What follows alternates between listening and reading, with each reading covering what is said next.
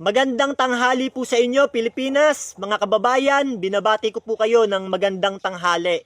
Alam nyo mga kababayan, meron na naman pong nagtanong sa atin at ang tanong niya po ganito mga kapatid, basahin po natin yung kanyang tanong. Ganito po ang sabi niya.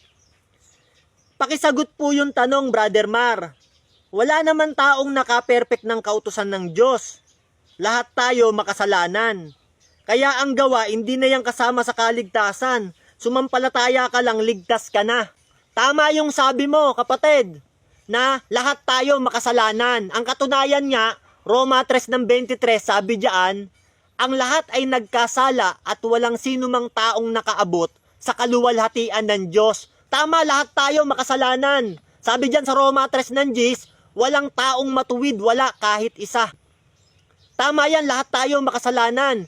Pero hindi ibig sabihin niyang, kapatid, kahit makasalanan tayo, gagawin na nating lisensya yung kasalanan para magpatuloy tayo sa kasamaan.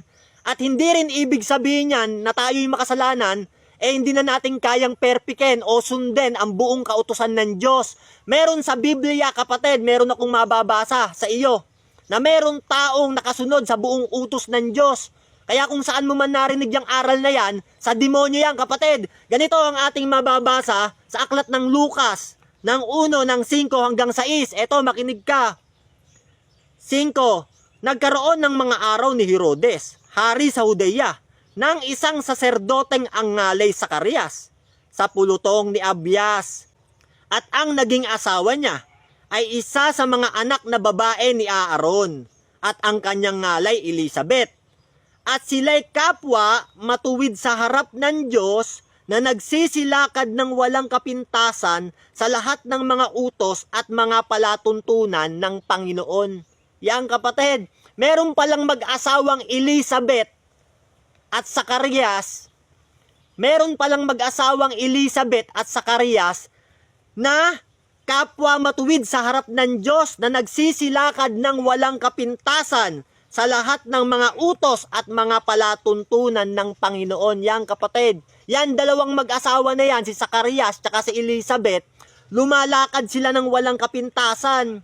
Nasunod nila yung buong utos ng Diyos. Yan ang linaw niyan kapatid, basang-basa yan. Basahin nga natin sa English kung ano ang sabi. Sige nga, sa verse 6 lang. And they were both righteous before God, walking in all the commandments and ordinance of the Lord blameless. Si Elizabeth at si Zacarias, lumakad sa buong kautusan ng Diyos, taong walang kapintasan na lumalakad sa mga palatuntunan at kautusan ng Diyos. Wala silang kapintasan. Bakit? Kasi sinunod nila at nasunod nila ang buong kautusan ng Diyos. Kaya kung kanino mo man narinig yung aral na yan, na walang taong makakasunod sa kautusan ng Diyos, yan ay sa demonyo, kapatid. Anong katunayan? Basahin nga natin sa buhay ni Job, kung si Job ba nakasunod din sa utos ng Diyos. Dito sa aklat ng Job ng 1 ng 8, basahin natin. At sinabi ng Panginoon kay Satanas, iyo bang pinansin ang aking lingkod na si Job? Sapagkat walang gaya niya sa lupa, nasakdal at matuwid na lalaki, na natatakot sa Diyos at humihiwalay sa kasamaan. Yan si Job, sakdal at matuwid na lalaki na natatakot sa Diyos at humihiwalay sa lahat ng kasamaan. Kung si Job, sabi ng Biblia, humihiwalay sa lahat ng kasamaan, kapatid, nasunod niya ba yung mga utos ng Diyos kung humihiwalay siya sa lahat ng kasamaan? Lahat ng kasamaan, humiwalay siya, kapatid. Ibig sabihin niya, kapatid, sinusunod ni Job ang buong kautusan ng Diyos at siya'y umiiwas sa mga masasamang gawain. Humihiwalay siya sa lahat ng kasamaan. Alam mo kapatid, marami na akong nakausap na ganyan, na sinasabi nila wala naman daw naka-perfect ng utos ng Diyos. Lahat tayo makasalanan. Wala naman naka-perfect ng buong kautusan ng Diyos. Wala naman taong naka-perfect niyan, sabi nila. Kapatid, alam mo kapatid, yung aral na yan, galing yan kay Satanas para ang tao wag nang gumawa ng mabuti.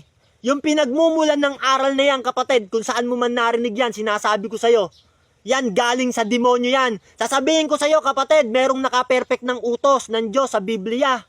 Diyan mali ang taong napakinggan mo ng aral na yan. Galing yan sa demonyo, hindi yan galing sa Diyos. Alam mo, sabi mo pa dyan sa tanong mo, pananampalataya lang, ligtas na, hindi na kailangan ng gawa. Yan ang sabi mo, kapatid, di ba? Sa iyong tanong. Alam mo, kapatid, kung may pananampalataya ka, hindi ka namang gumagawa, ligtas ka ba nun? Naniniwala ka lang sa Diyos pero wala kang gawa. Ganun ba, kapatid? Ligtas ka na? Alam mo kasi, kapatid, yung pananampalataya, magkasama yan pati yung gawa. Kung meron kang pananampalataya at wala namang gawa, ito ang sabi sa ni Santiago. Santiago 2 ng 26, ganito ang sabi. Sapagkat kung paanong ang katawan na walang espiritu ay patay, ay gayon din ang pananampalataya na walang mga gawa ay patay. Yan, kapatid, magkasama lagi yan yung sa pananampalataya pati yung gawa. Hindi pwedeng magkahiwalay yan, kapatid. Hindi pwedeng naniniwala ka sa Diyos, may pananampalataya ka, pero wala ka namang gawa. Ligtas ka nun.